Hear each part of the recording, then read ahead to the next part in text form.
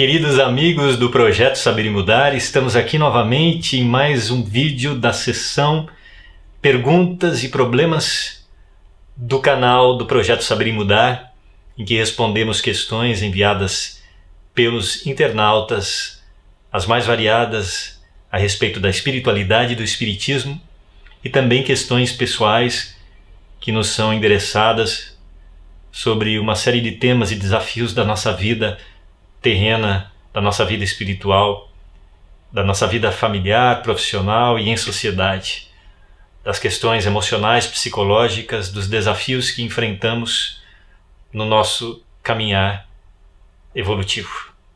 São perguntas, como dissemos, enviadas pelos internautas e algumas também que aproveitamos do material que respondemos há muitos anos atrás, através do site da instituição em que trabalhamos, aqui na cidade de São Paulo, no bairro do Cambuci, o Núcleo Espírita Assistencial Paz e Amor. Como já contamos no primeiro vídeo, os amigos dirigentes da casa nos solicitaram a contribuição nas respostas das perguntas enviadas pelas pessoas através do site. E respondemos por escrito a muitos irmãos que solicitaram essas orientações. E alguns casos, muitos casos que são relevantes e que podem servir a tantos outros companheiros, estamos colocando também nesses vídeos para que possa ser útil a todos, ocultando naturalmente os nomes pessoais desses irmãos, preservando a sua identidade e mantendo o foco e a fidelidade ao que nos foi perguntado. Vamos então começar com uma questão enviada por um trabalhador espírita aqui da cidade de São Paulo, um tarefeiro espírita, que nos disse: você que tem experiência em trabalhos de cura, quais são os preparativos que o paciente deve ter antes de se submeter a um tratamento espiritual de cura? Digo tratamento de cura tipo cirurgia, com remoção de tecidos infectados ou tumores. Tenho um conhecido que frequenta um centro espírita em que o médium faz cirurgias incorporado por uma entidade que recomenda um preparativo de preces diárias. Ele foi operado e o tumor desapareceu. A pele dele foi cortada, o tecido retirado. Ele viu e pegou na mão. Como nunca assisti cirurgias espirituais, gostaria de saber qual a sua vivência e visão a respeito. Um tema muito delicado e muito importante, né, a respeito das curas espirituais e das cirurgias espirituais. Antes de mais nada, a gente deve tirar da nossa cabeça a ideia de cura externa, não é? Então, o espírito me cura, o médium me cura, o médico me cura. Todos esses trabalhadores são extremamente importantes nesse processo de melhoria e de alívio das nossas dificuldades físicas, emocionais e psicológicas. Mas o processo de cura sempre é de dentro para fora. Quando Jesus curava, o que ele dizia? Vá e não erre mais. Ou seja, a sua cura verdadeira vai vir de você, das suas atitudes, do seu aprendizado, da sua atuação, do seu amor, da superação das suas más tendências. Essa é a cura verdadeira. Então, aquele momento em que ele foi curado, aquela pessoa, aquele espírito foi curado, foi uma oportunidade de renovação, um aprendizado, uma bênção que será mantida ou não de acordo com o seu comportamento a partir dali. Tanto que muitos que Jesus curou voltaram a ter os mesmos problemas, ou problemas mais graves. Por quê? Porque desejavam a cura para voltar para a vida de desequilíbrio e desregramento.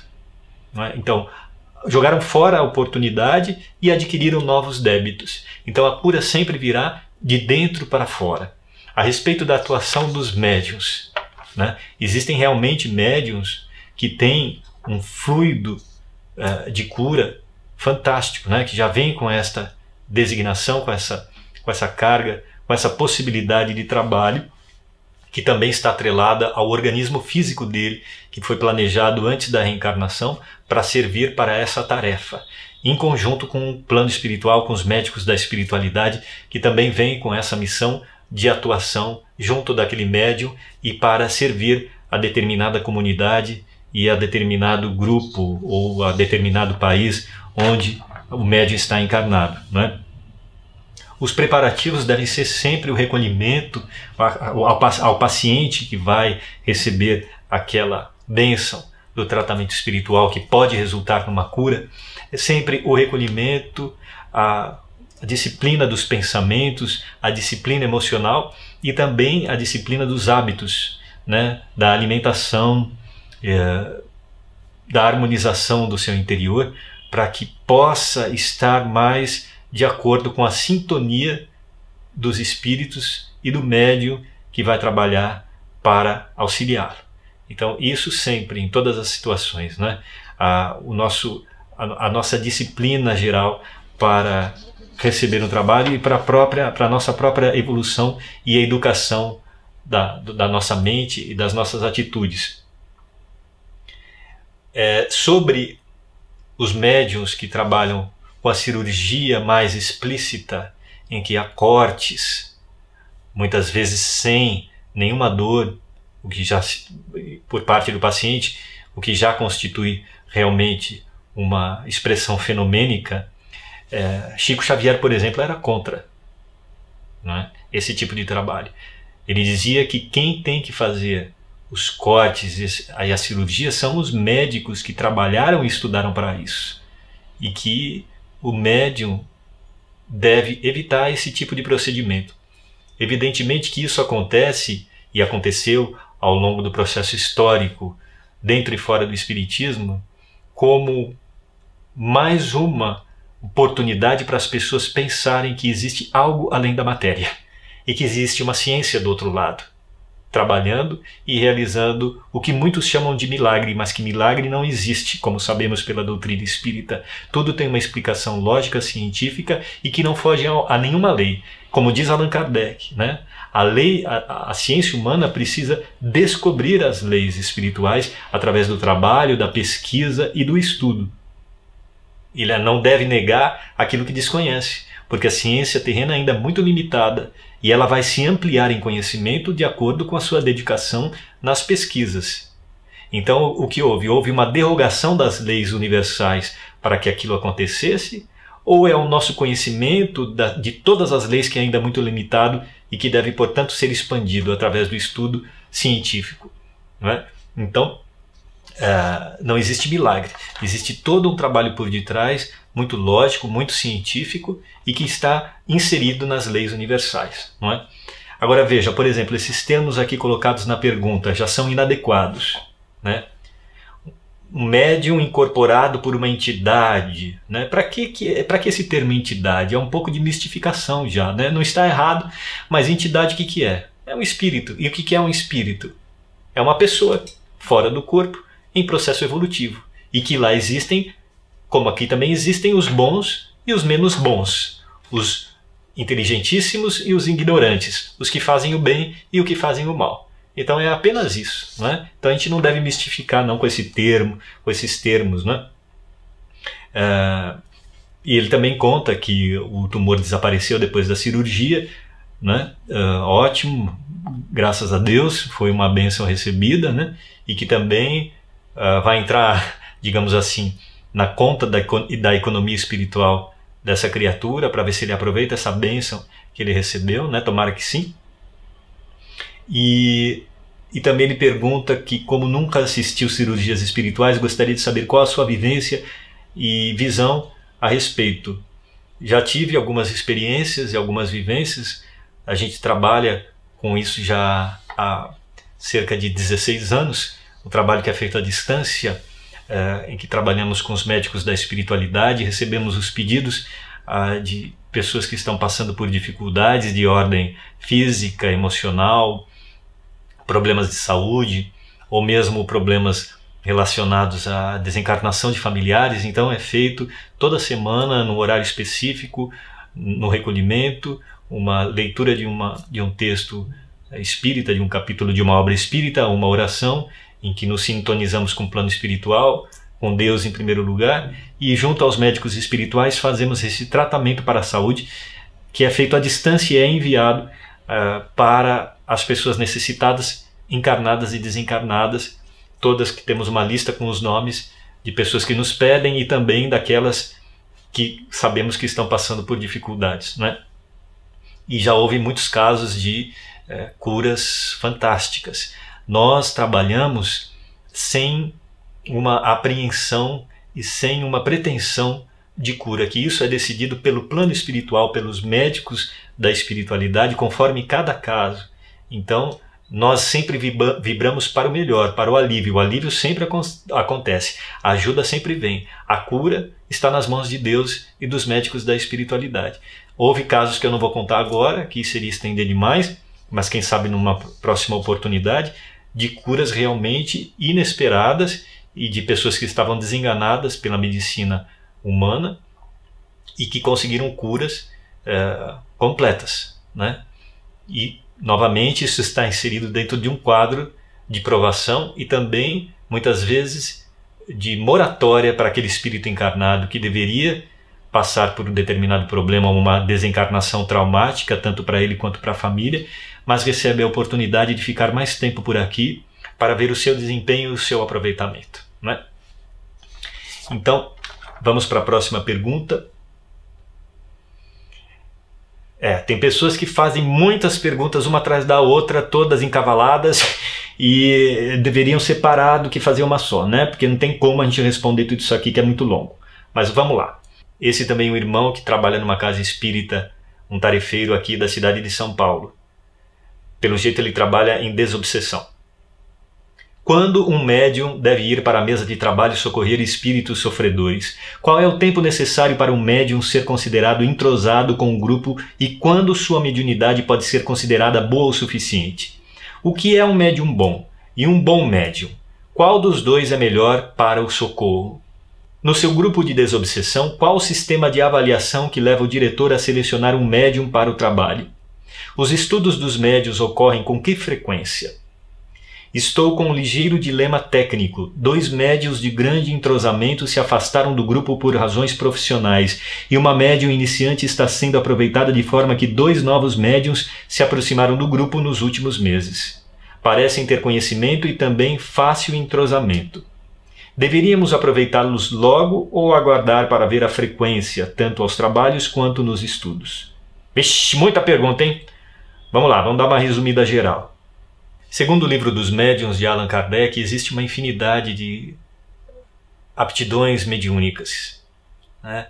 Então, tudo isso deve ser estudado e analisado com muita sensatez e com muita precaução. Não se deve ter precipitação no trabalho espiritual. Também não se deve ter uma protelação, né, indefinida para o trabalho.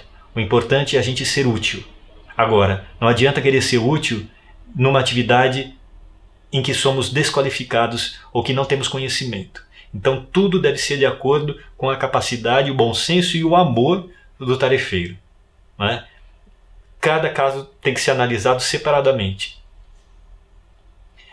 Existem obras de Carlos Bacelli, tanto por ele mesmo quanto psicografadas, em que ele fala, né, a respeito da extrema institucionalização ou burocratização das casas espíritas, né, que são ainda resquícios da vivência que muitos trabalhadores e dirigentes tiveram na Igreja Católica durante muitos séculos e muitas encarnações, em que ainda há aquele ranço dogmático e cerimonialista a respeito da espiritualidade que só será perdido com o estudo e com a boa vontade, né? Mas guarda-se muito disso, que não quer dizer que o espiritismo seja assim, mas que há uma deturpação da doutrina espírita de responsabilidade desses tarefeiros.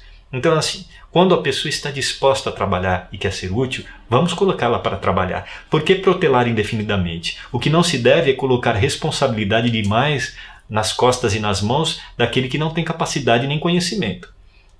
O ideal é que não pare de estudar enquanto trabalha. Aliás, nunca devemos parar de estudar, né?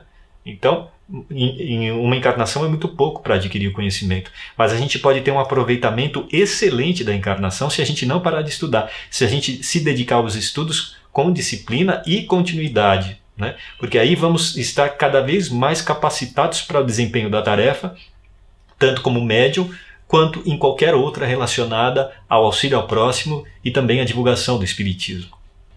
Para que esses vídeos não fiquem muito extensos, vamos apenas mais uma pergunta, que também foi enviada por um tarefeiro espírita da cidade de São Paulo. Gostaria de saber qual sua opinião a respeito de materializações e trabalhos de cura. Se um espírito pode desmaterializar um tumor, uma lesão, uma doença qualquer, por que ele tem a necessidade de utilizar instrumentos cortantes e contundentes para operar pessoas que já possuem entendimento relativo a respeito da atuação de espíritos? Você já foi assistir a alguma sessão de materialização?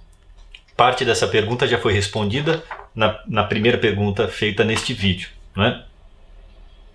Então, assim, Chico Xavier, como dissemos, era contrário a esse tipo de procedimento de trabalho mediúnico com cortes, e parece que esse tipo de trabalho teve uma função durante um certo período do desenvolvimento e da divulgação das questões espirituais, vamos dizer, da doutrina espírita, embora haja médiuns fora da doutrina espírita que também realizaram esse trabalho. Então também há um planejamento do plano espiritual para mostrar que existe algo além da matéria e que existem recursos muito além da medicina e da ciência terrena, né? Então isso está inserido dentro desse contexto, né?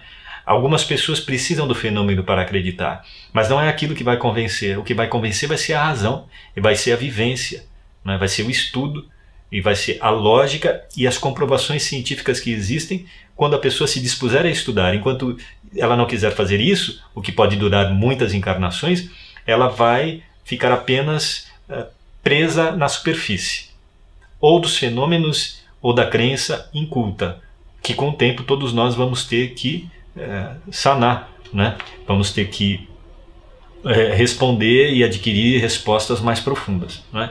Então é o que diz aqui também, para pessoas que já têm um entendimento relativo a respeito da atuação dos espíritos. Relativo mesmo, porque muitas pessoas se dizem espíritas, se declaram que acreditam naquilo, mas no fundo tem uma ponta de dúvida. Por quê? Porque falta conhecimento, dedicação.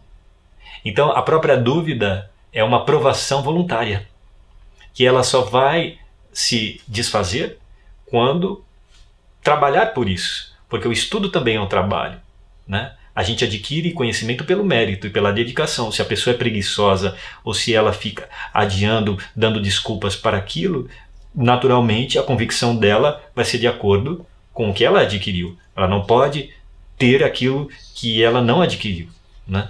E agora já existe material com comprovações científicas a respeito da vida espiritual, da reencarnação, da materialização de espíritos, fartamente já há muito tempo. As pessoas não leem porque não querem, né? A última perguntou se eu também já fui assistir a alguma sessão de materialização. Sim, algumas vezes, mas isso não teve nenhuma influência a respeito da minha convicção, porque não importa a minha experiência pessoal. Importa é o fato material que já existe disponível a respeito da comprovação científica da realidade espiritual, da existência dos espíritos, da reencarnação e tudo mais. Então, quem estuda a fundo não tem necessidade de ver com os próprios olhos, porque isso é totalmente secundário. Evidentemente que no estudo há que se ter um critério, né? Não é porque está escrito no livro que é verdade. Então, é preciso haver uma seleção do estudo e uma análise, ler-se de tudo e identificar onde está a verdade e onde está a distorção. Mas quando se encontra a verdade, se aprofundar cada vez mais até se chegar nas provas. E isso existe farto material. Então a gente tem que sair dessa experiência pessoal ainda muito simplória e muito mesquinha de querer provas pessoais a respeito de uma coisa que é universal e que vale para todas as pessoas. Sobre as sessões de materializações, a gente poderia falar muita coisa, mas eu vou citar aqui as sessões de materializações de Chico Xavier, que ele participou durante algum tempo, se não me engano foram 3 anos, e que fazia parte do seu contexto dentro da sua missão, né, da divulgação da doutrina, mas que também não era fundamental, porque o trabalho principal dele era com a divulgação, a psicografia e a vivência e o exemplo da vivência da doutrina espírita, né? Que ele realmente vivenciou tudo o que ele ensinava. Essas sessões de materialização especificamente aconteceram na cidade de Pedro Leopoldo, onde ele residia na época, na casa que hoje se transformou na casa de Chico Xavier, né, que foi fundada pelo nosso amigo Geraldo Lemos Neto, que está lá à disposição dos visitantes, em que acontecem as reuniões de estudo também. Tem material, muito material a respeito da vida e obra de Chico Xavier, e ali aconteceram essas materializações. Eu vou indicar para vocês um link do de Mudar, em que há um texto descrevendo essas materializações em detalhes. Você está vendo aí o link com que você pode ir diretamente para esse texto que está publicado no site do Projeto Saber e Mudar, de uma obra espírita descrevendo os trabalhos de materialização de Chico Xavier. É apenas uma das descrições, que existem outras obras que também falam disso, obras sobre vida e obra de Chico Xavier, em que nós podemos estudar. Então é isso, amigos, um beijo para vocês e até a próxima.